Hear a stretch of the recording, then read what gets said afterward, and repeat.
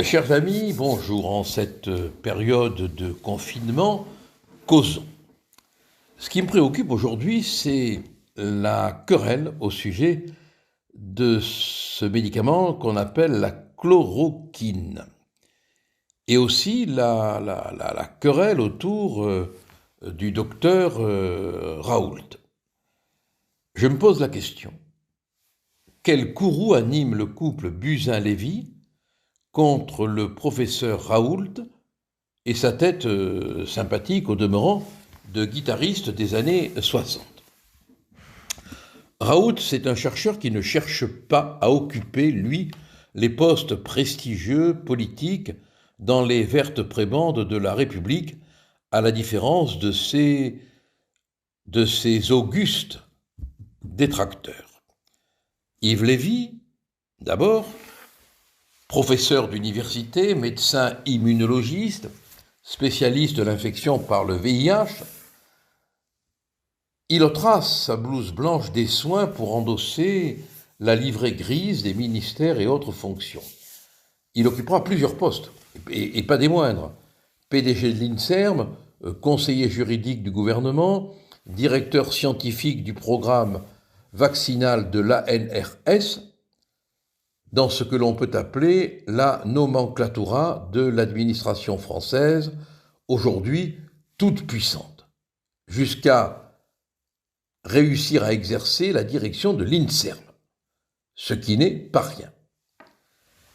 Depuis 1995, il est l'époux, Yves Lévy, d'Agnès Buzyn, elle-même divorcée de Pierre-François Veil, fils de Simone.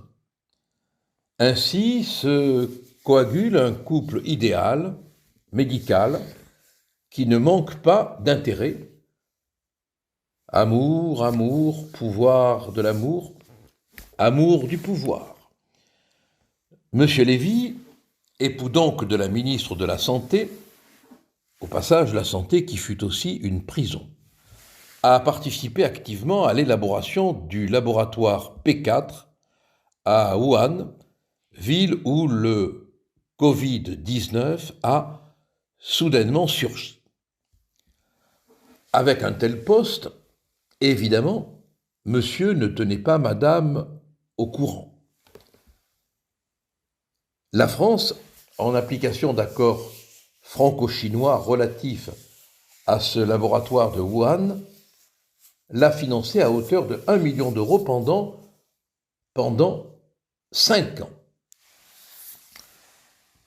Avant cette inauguration, le mari d'Agnès s'est fâché avec Didier Raoult en refusant le label de l'INSERM au centre de recherche mondialement réputé, IHU, que le docteur Raoult dirigeait. Pourquoi ? Cette directive visait directement ce service de pointe. Moi, je me pose la question, que cache ce comportement ? Aujourd'hui, un certain parisianisme universitaire clanique, détestable, cherche à discréditer la théorie de Raoult sur l'efficacité de la chloroquine dans la lutte contre le Covid-19. Là encore, pourquoi ?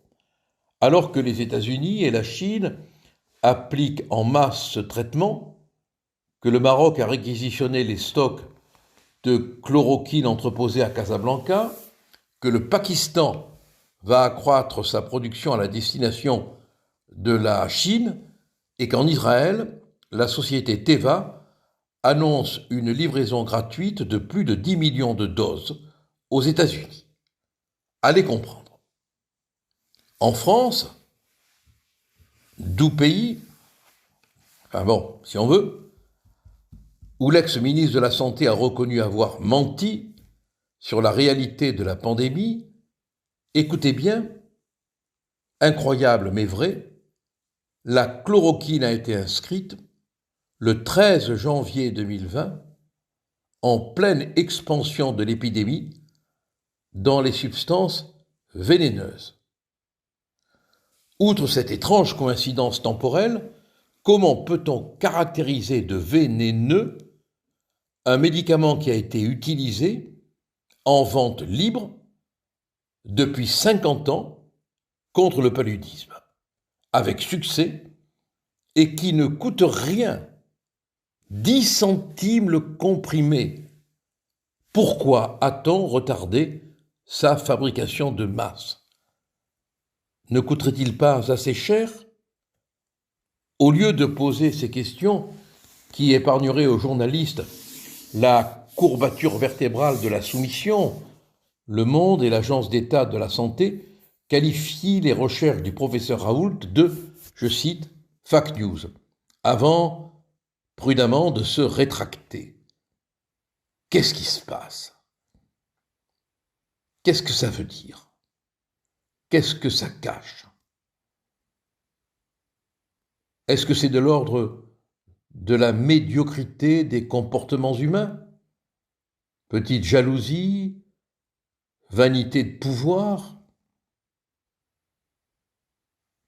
Autre chose? Des intérêts qui m'échappent? Enfin bon, autant de questions qu'un jour peut-être un magistrat, s'ils n'ont pas tous le coronavirus, pourrait poser. Allez, n'oubliez pas que si l'on n'est pas sorcier, il faut être optimiste.